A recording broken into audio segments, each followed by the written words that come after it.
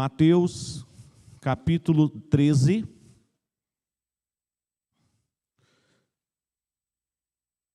E nós faremos a leitura inicialmente do verso 24 até o versículo 30. Depois, na sequência, durante a mensagem, nós leremos a segunda passagem no mesmo capítulo, a partir do verso 36.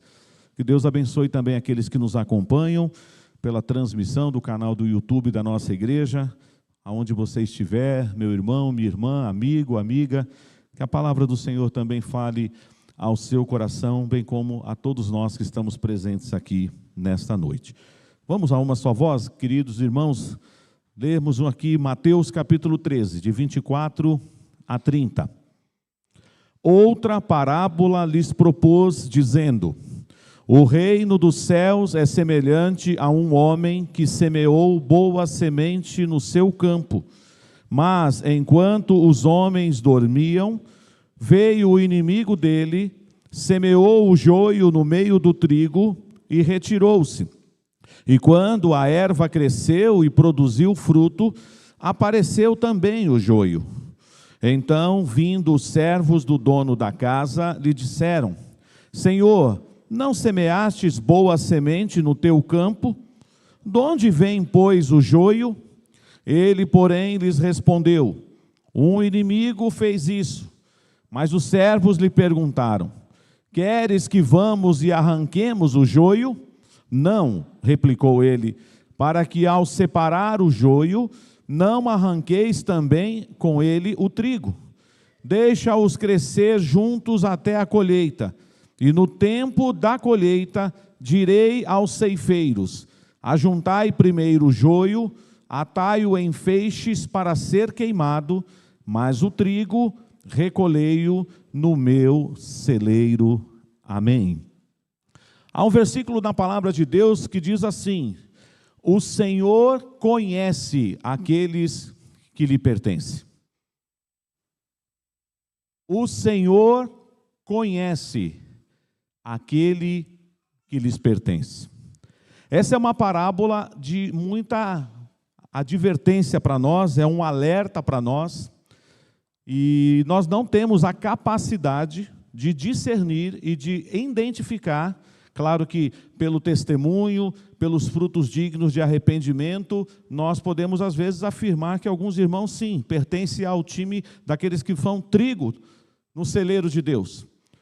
Mas a Bíblia também nos adverte que existe o crente verdadeiro e existe o crente falso. Usando uma palavra que está muito em voga hoje, existe o crente fake. Ou lá na década de 80, um famoso produto para o cabelo que se chamava Parece, mas não é. Tem crente que é assim. O crente parece, mas não é. Ele age como crente, ele até frequenta uma igreja, ele até faz coisas que todo crente faz, mas Deus que conhece os seus, Deus, não nós, porque nós podemos cometer equívocos e injustiças. Deus sabe quem verdadeiramente é o trigo e quem é o joio. Interessante, eu não entendo nada de ouro. Eu certamente seria facilmente enganado se alguém me vendesse uma joia dizendo: isso aqui é ouro puro, pode confiar. Claro que nós hoje temos certificados, dependendo do local que você adquire um anel, uma corrente, você vai confiar na idoneidade daquele estabelecimento. Mas se você quiser fazer a prova, você terá que levar no ourives. E aquele metal, aquela pedra preciosa, terá que ser submetida a um fogo, por exemplo, no caso do ouro. Se não for ouro genuíno, o que vai acontecer com aquele metal? As impurezas vão aparecer e alguém vai dizer assim: ó, tem uma péssima notícia para te dar, o senhor foi enganado. Essa aliança não é de ouro. Isso aqui é de latão, isso aqui é bijuteria. Então a gente pode afirmar também que muitas vezes nós vamos nos deparar com pessoas que brilham como ouro, mas são bijuteria. Não é o ouro legítimo. Não é verdadeiramente o trigo no celeiro de Deus. Mateus capítulo 13, como eu já apresentei uma introdução na primeira noite, no primeiro domingo deste mês, é um capítulo interessante, onde o Senhor Jesus nos apresenta 7 parábolas. As 4 primeiras parábolas, a parábola do semeador, a parábola do joio, a parábola do grão de mostarda, a parábola do fermento, elas são apresentadas diante da multidão. O texto nos diz, no versículo 1 do capítulo 13, que Jesus, saindo da sua casa, assentou-se à beira-mar, e grandes multidões se reuniram perto dele, de modo que ele entra num barco, se assenta, e toda a multidão está em pé na praia, e aí Jesus começa a ensinar através de parábolas. Aqui mesmo, no capítulo 13, nós encontramos nos versos 34 e 35 a explicação por que é que Jesus pregava e ensinava por esse método de parábolas. Diz a palavra de Deus aí, Mateus capítulo 13, 34 e 35. Todas estas coisas disse Jesus às multidões por parábolas, e sem parábolas nada lhes dizia, para que se cumprisse o que foi dito por intermédio do profeta. Abrirei em parábolas a minha boca, publicarei coisas ocultas desde a criação do mundo. Já falamos isso também, que a parábola, ela traz para nós esse paradoxo. Em algum momento a parábola ensina, revela verdades espirituais do reino de Deus. Mas em outro sentido, às vezes a parábola, ela também oculta das pessoas as verdades do Senhor. Isso aconteceu nos dias de Jesus para com os grupos dos fariseus e de outros religiosos. Eles às vezes até entendiam a história, mas eles não conseguiam aplicar qual é a moral dessa história. Por que ele está contando essa história para nós? É interessante que a parábola do semeador, que é a primeira que aparece nesse capítulo, ela também remete a um contexto muito comum naquela época, que era a agricultura. E agora, na parábola do joio e do trigo, o Senhor Jesus também vai se valer de algo que era muito comum para as pessoas daquela época, o plantio do trigo, a agricultura. E esse texto que nós acabamos de ler, do verso 24 a 30, nós não temos nenhuma dificuldade para entender a sua narrativa. É uma história que não aconteceu de fato, mas tem todos os elementos por que poderia ter acontecido. Então, eu volto aqui chamando a sua atenção para a leitura comigo a partir do verso 24. Eu vou destacando algumas coisas e peço a sua atenção. Irmãos e irmãs, essa parábola, como eu disse logo na abertura da mensagem, ela é um alerta para nós. Usando uma linguagem também mais esperta aí para os jovens. Fique esperto. Não vacila, não. Porque Deus conhece quem pertence ao seu rebanho. Deus conhece os seus. Então a parábola começa dizendo que o reino dos céus é semelhante a um homem que semeou boa semente no seu campo. Se nós tivéssemos condição de reproduzir aqui agora na tela uma imagem de uma plantação de trigo, você talvez imaginaríamos ali aquele agricultor preparou o solo e ele joga a semente. A semente ainda vai ser germinada, vai ter todo o processo até que comece a aparecer ali o primeiro fruto, a primeira planta, melhor dizendo, antes mesmo do fruto, e aquilo vai crescendo. O texto diz que este semeador utilizou semente de boa qualidade. Ele não semeou qualquer semente no campo, ele semeou boa semente. E diz aí que enquanto os homens dormiam depois do trabalho, veio o inimigo e semeou uma outra semente no mesmo campo. Se você pesquisar depois a diferença entre o joio e o trigo, principalmente quando eles estão ainda na fase pequena, a coloração é um pouco diferente, mas até aquele formato ainda indefinido da espiga que vai mais tarde aparecer, é muito parecido. Então, algumas pessoas desavisadas poderiam confundir o joio com o trigo. É por isso que essa parábola mostra para nós a cautela do fazendeiro.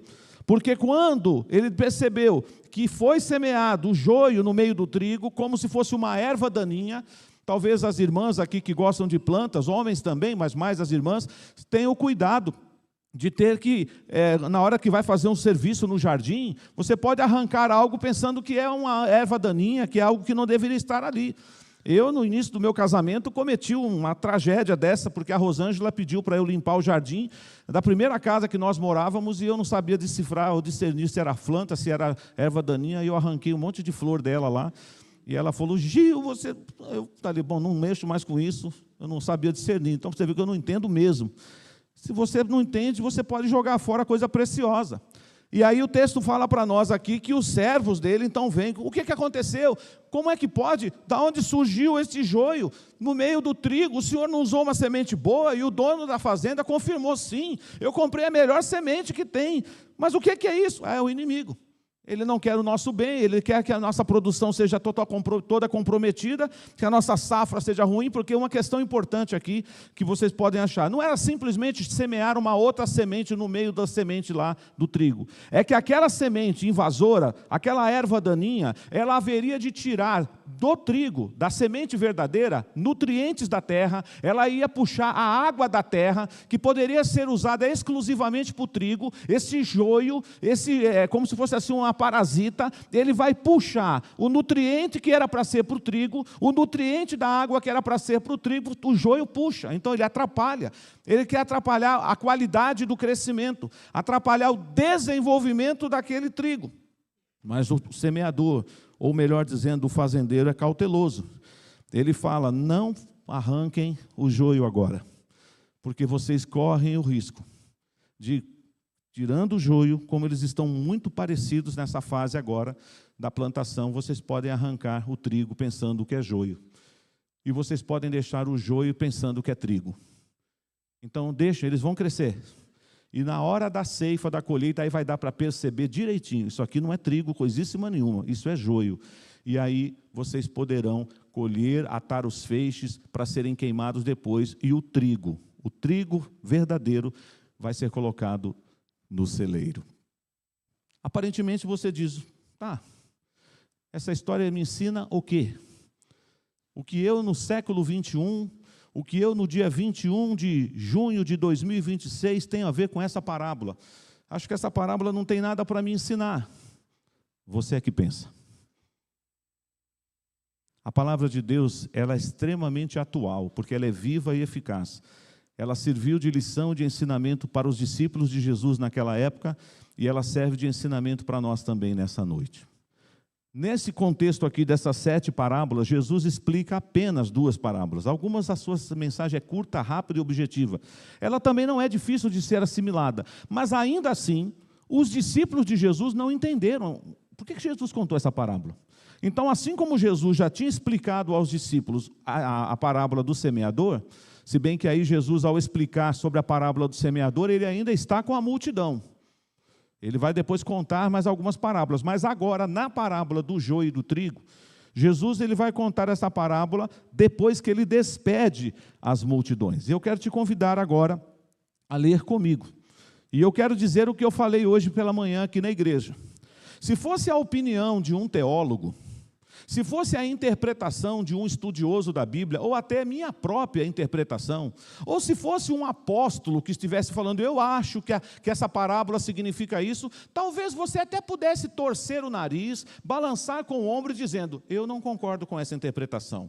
Eu acho que é uma forçação do texto, não é isso que o texto está ensinando, mas tem um grave problema aqui. Quem é que vai explicar a parábola? Jesus. Você duvida da palavra de Jesus? Você duvida do ensinamento de Jesus? Você acha que Jesus ia se valer e se colocar numa situação em que ele ia fazer uma interpretação equivocada de uma questão séria a respeito do reino de Deus? Certamente que não.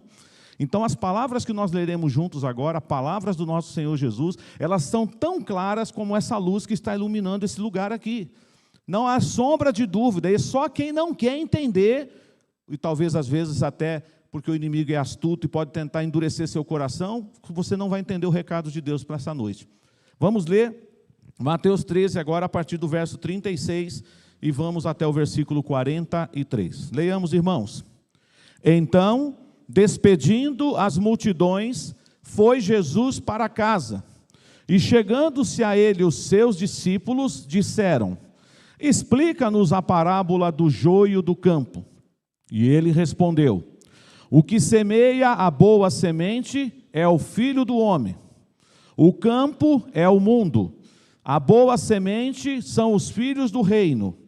O joio são os filhos do maligno. O inimigo que semeou é o diabo. A ceifa é a consumação do século. E os ceifeiros são os anjos. Pois assim como o joio é colhido e lançado ao fogo, assim será na consumação do século. Mandará o Filho do homem os seus anjos, que ajuntarão do seu reino todos os escândalos e os que praticam a iniquidade, e os lançarão na fornalha acesa. Ali haverá choro e ranger de dentes. Então os justos resplandecerão como o sol no reino de seu Pai. Quem tem ouvidos para ouvir, ouça. Alguma dúvida, irmãos? Jesus foi bem didático aqui na explicação da parábola do joio. Embora acabamos de ler, mas faço questão de mostrar a vocês. Ele foi de frases curtas, uma frase levando a outra, para ninguém ficar pensando, não, mas não pode ser isso. Não, não é isso e ponto final. Então ele chega aqui para nós e diz assim, quando os discípulos falaram, explica-nos a parábola. E aí ele já começa no verso 37, primeiro dizendo assim, quem é que semeia a boa semente? Ele diz, eu mesmo, o Filho do Homem. Esse é o título que Jesus mais usou para si mesmo no ministério terreno dele. O Filho do Homem. Jesus está dizendo então que é Ele quem semeia a boa semente. Jesus tem feito isso, irmãos, ao longo da história.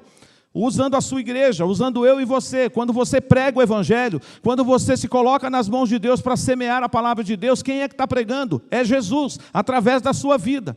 Jesus vai através dos seus braços, das suas pernas, das suas mãos, da sua boca. Jesus é aquele que semeia a boa semente. E ele continua dizendo, e quem é o campo? Eu já vi muita gente achar que a parábola do joio e do trigo, ela só se aplicava para dentro da igreja. Redondamente errado quem pensa assim. A palavra de Deus diz que o campo, onde a semente está sendo lançada e semeada, é o mundo. A igreja está no mundo. Ela não está isenta disso, mas essa mensagem não é só para dentro da igreja. É para o mundo, justos e ímpios. O mundo todo. Então, olha, o Filho do Homem é quem semeia a boa semente. O campo é o mundo. E olha que coisa linda agora, à luz do que Cristo está dizendo. Quem é a boa semente? Somos nós, os filhos do reino. Não é isso que está escrito aí? A boa semente são os filhos do reino. O Senhor conhece aqueles que lhe pertencem. Você é a boa semente? Você é filho do reino? Você é filha do reino? O Senhor está afirmando aqui. Mas aí, vamos agora falar do joio. Se a boa semente são os filhos do reino, aquela outra semente que vai produzir o joio, quem eles são? São os filhos do maligno. É forte falar isso, não é, irmãos? Mas Jesus, em outros momentos, ele não economizou. Teve um momento que Jesus teve que se dirigir aos fariseus, aos religiosos da época, e teve uma hora que ele não economizou nas palavras, ele disse assim, vocês são filhos do diabo. Eles diziam que eram filhos de Abraão. Eles batiam no peito por causa da descendência. Nós somos verdadeiramente filhos de Abraão. E Jesus falou, vocês não são filhos de Abraão. Vocês são filhos do maligno. Vocês são filhos do diabo. Então aqui, sem sombra de dúvida, Jesus está dizendo, o joio são os filhos do maligno. E quem é que semeou esses filhos do maligno no meio do trigo? No meio dos justos? O diabo, Satanás. O texto mostra isso para nós. Não há sombra de dúvidas, então, irmãos, dessa explicação clara e objetiva de Jesus aos seus discípulos. E fechando, ele diz, e a ceifa? Quando é que vai ser separado, então, o joio do trigo? Em que momento da história? Quando Jesus voltar. Na volta gloriosa de Jesus, ele vai separar os bodes das ovelhas. Alguns serão chamados para o reino bendito do seu Pai. Outros serão lançados no lago de fogo e enxofre. Apartai-vos para o fogo eterno. No dia da consumação do século, no grande dia e terrível dia do Senhor, nós vamos ver a ceifa. E é interessante, quem vai participar dessa colheita? Quem Jesus vai usar? Quem são os ceifeiros? São os anjos. Está escrito aqui. Os anjos farão isso. Pois aí vem o verso 40. Pois assim como o joio é colhido e lançado ao fogo, assim será na consumação do século. Mandará o Filho do Homem os seus anjos, que ajuntarão do seu reino todos os escândalos e os que praticam a iniquidade, e os lançarão na fornalha acesa. Ali haverá choro e ranger de dentes. Aqui nós já estamos falando do destino eterno dos condenados, dos que perecerão por toda a eternidade, porque foram homens iníquos, homens que blasfemaram contra o Senhor, homens que não reconheceram Jesus como bendito Senhor e Salvador. Quando eu disse nessa noite que essa é uma parábola que é um alerta para nós, porque talvez você diga, pastor, o senhor não pode dizer nessa noite aqui, olhando para a igreja, quem é joio e quem é trigo. Não posso mesmo. Deus não deu essa autorização a nenhum pastor na face da terra. Nenhum líder pode chegar apontando o dedo. Você é joio, você é trigo, você é joio, você é trigo. Então vamos separar aqui o joio para esse lado, o trigo para esse lado. Esse papel não compete ao pastor, ao líder. E nem a você, que de repente pode olhar para alguém e chamá-lo de joio ou chamar outro de trigo. Claro que eu volto a reiterar. Para nossa tristeza, às vezes, alguns testemunhos estão sendo dados, ou maus testemunhos, que você começa a pensar, será que essa pessoa é de Jesus mesmo? Será que essa pessoa realmente é o ouro puro, que está sendo depurado no fogo da santificação, ou é um crente falso que está no nosso meio? Não temos como impedir isso. Nós poderíamos mandar instalar aqui na porta da igreja um detector de falso crente. Não ia funcionar. Não ia funcionar. Nós podíamos colocar naquela porta e nesta porta aqui. O detector não ia pegar. Não ia pegar, ia continuar entrando crente verdadeiro e crente falso. Só Jesus sabe quem são os dele. Mas essa parábola é um alerta para nós. Não caia na besteira de querer escolher quem é trigo e quem é joio.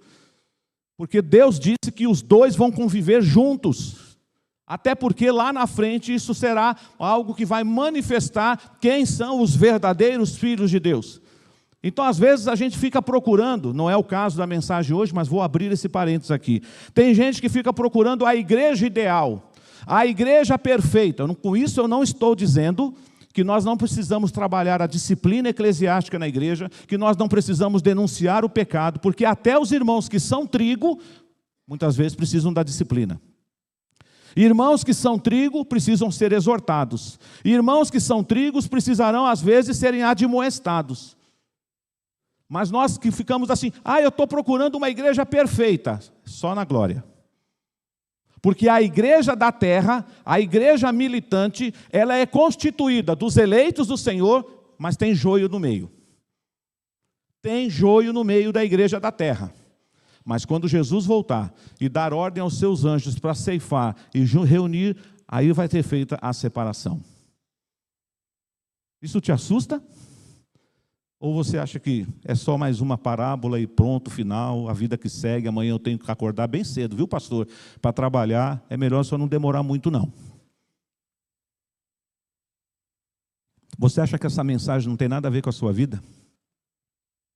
Você acha que essa parábola não tem nada a acrescentar? Mesmo que você diga assim, mas pastor, não é por mérito meu, é pelos méritos de Cristo, mas eu estou em paz, que eu vou herdar as bodas, que eu vou morar com Jesus. Glória a Deus! Que Deus te concebe com essa convicção. Eu não quero que você saia daqui com dúvida, mas eu quero que você fique alerta, porque Deus conhece os seus. E é claro que eu vou me dirigir de uma maneira genérica, porque, como disse, Deus não me deu esse poder, ainda bem, porque sem dar esse poder para o pastor ou para nós já somos hipócritas muitas vezes, a gente fica rotulando quem é crente e quem não é crente. Imagina se nós tivéssemos realmente o poder.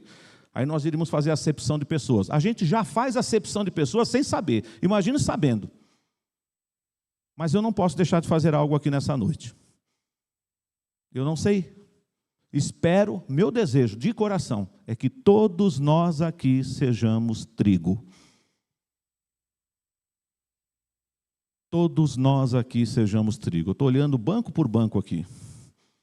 A minha oração é que você seja trigo. Mas só Deus sabe se você é trigo. Portanto, se você for joio, esse é o seu destino final. Se você é joio, é isso que está reservado para você.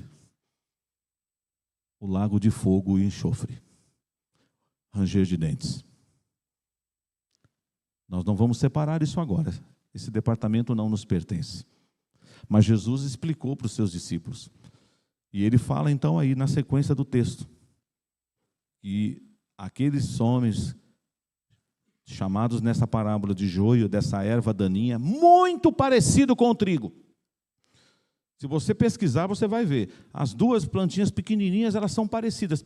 Claro que se você fizesse uma observação, não, dá para perceber, pastor, mas quando os dois estão verdes, quando a espiga não amarelou ainda, os dois estão verdinhos, você vê aquele campo todo, não dá para distinguir, você corre o risco de arrancar trigo pensando que está arrancando o joio, mas a hora que eles crescerem, vai ficar forte. E eu vi um vídeo recentemente, que um moço pegou o joio na mão, e ele esfregou o joio na mão.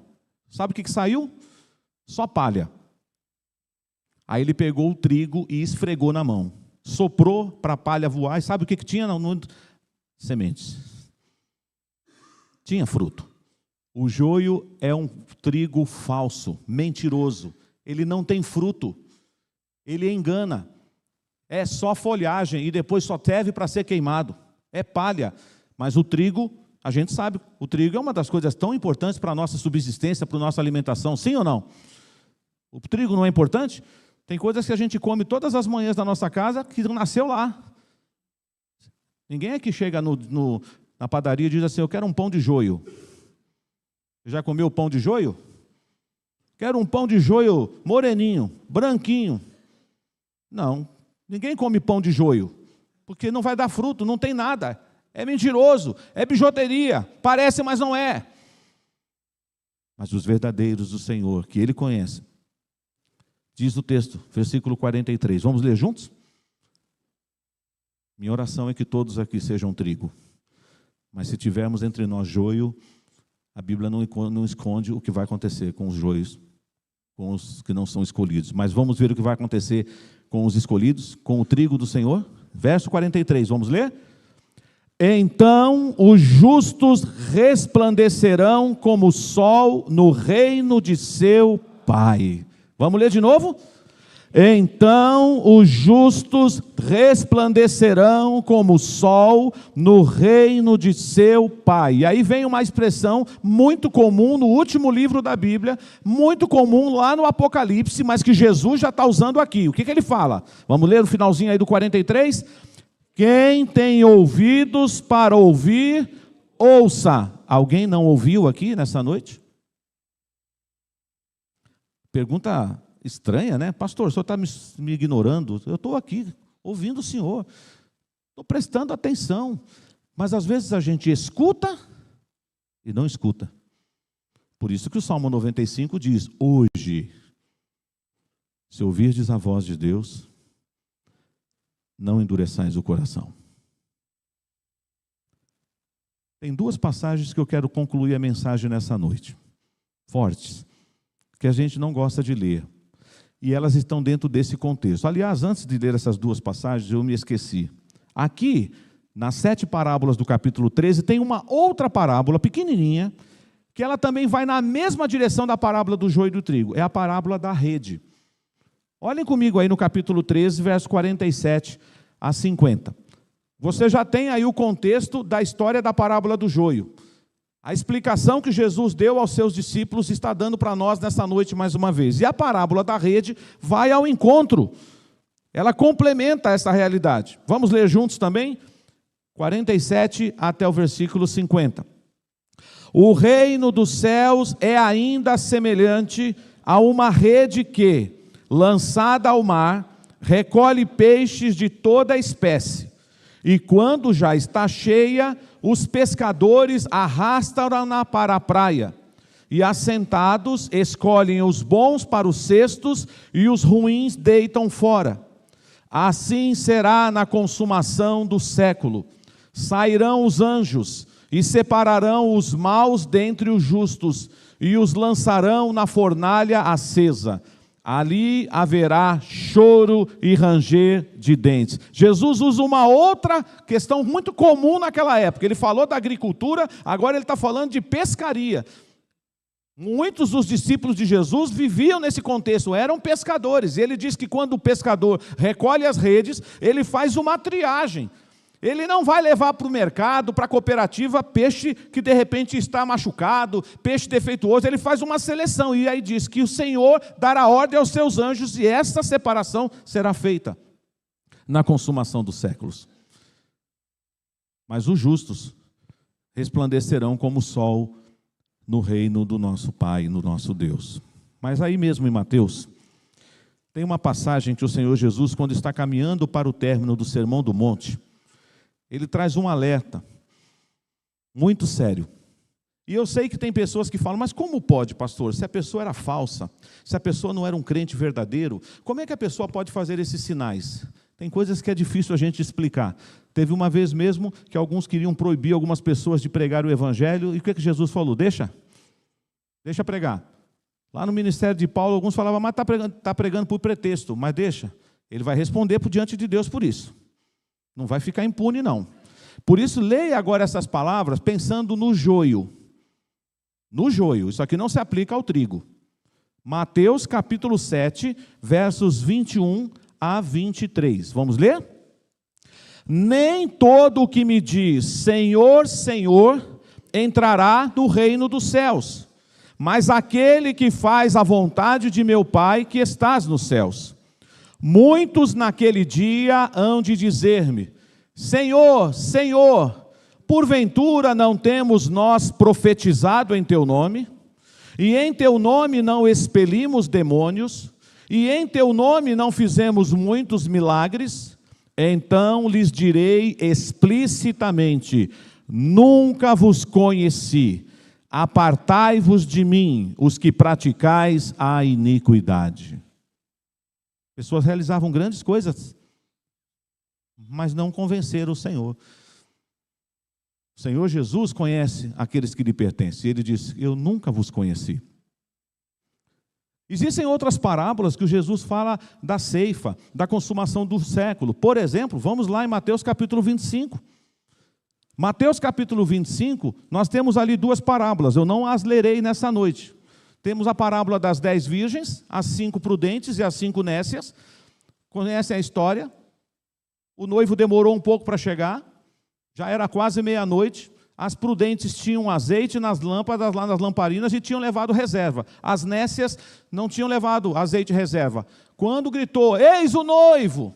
Todo mundo acende as lâmpadas, faltou azeite nas das nécias. Elas pediram emprestado. Presta um pouquinho do seu azeite. Não, se eu emprestar um azeite para você, vai faltar na minha lâmpada. Vão na cidade. Já imaginou? É uma parábola, tá, gente? Não aconteceu. Mas meia-noite você batendo na porta dos donos de azeite. Abre aí, abre aí. Eu preciso comprar azeite. O meu azeite está, minha lâmpada está apagando. Voltaram correndo, chegaram na festa, a porta fechada. Bateram na porta. Somos nós, as damas de honra, as virgens.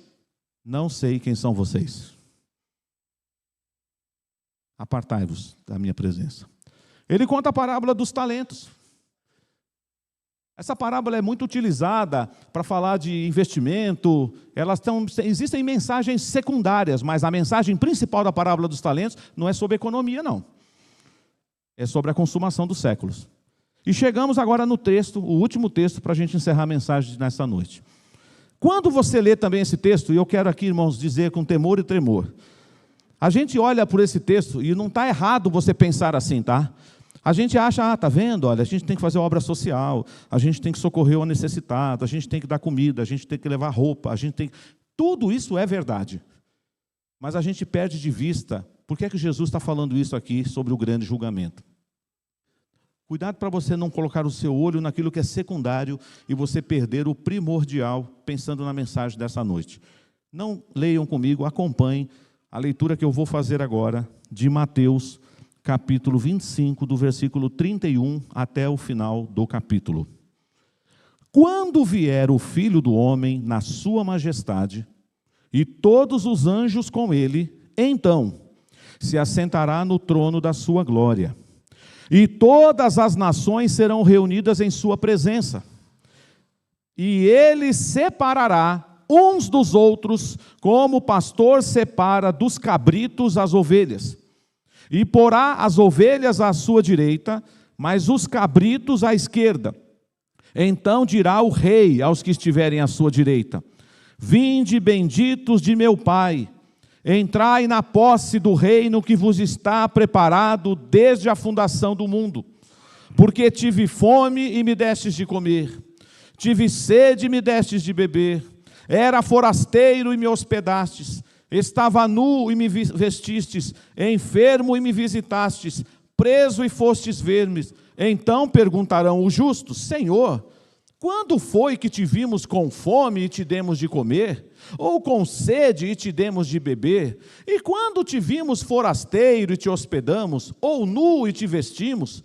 E quando te vimos enfermo ou preso e te fomos visitar?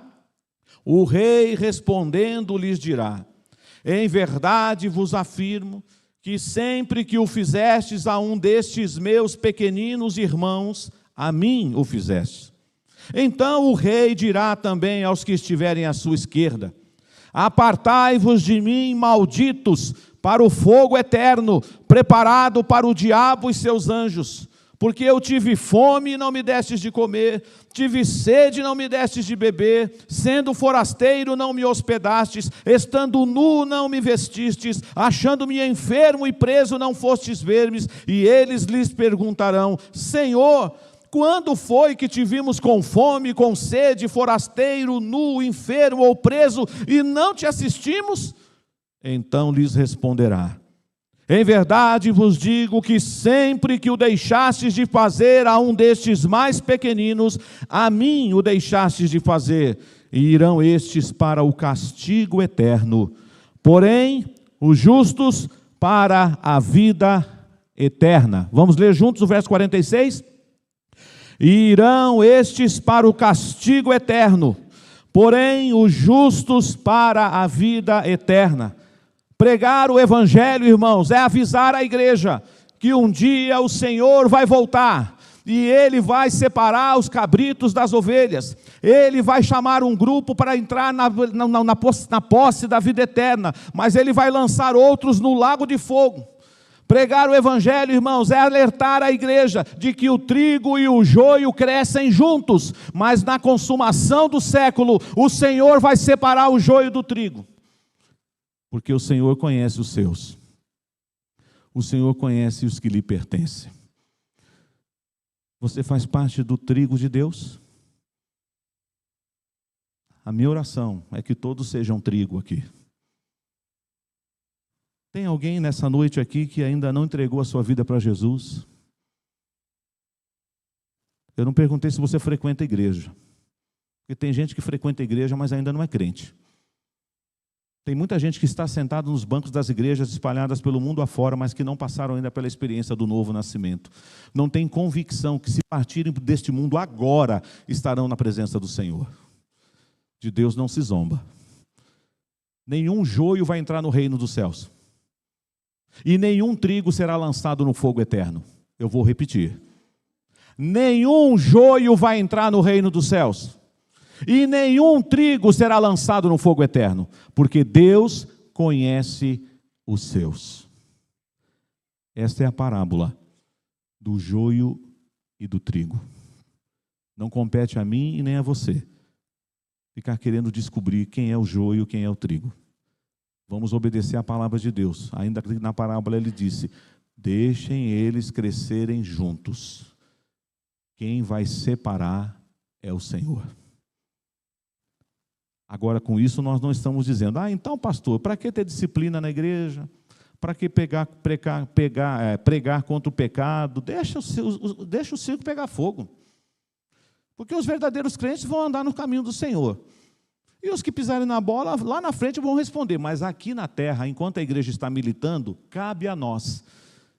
Porque essa é uma das marcas da igreja. Pregar o evangelho, a sã doutrina, praticar os sacramentos e exercitar a disciplina eclesiástica. Você pode até ser trigo, louvado seja Deus por isso. Mas se você estiver em pecado, você precisa ser disciplinado pelo Senhor. Mas para o joio, o que é que espera para o joio? Castigo eterno, separação eterna, lago e fogo eterno.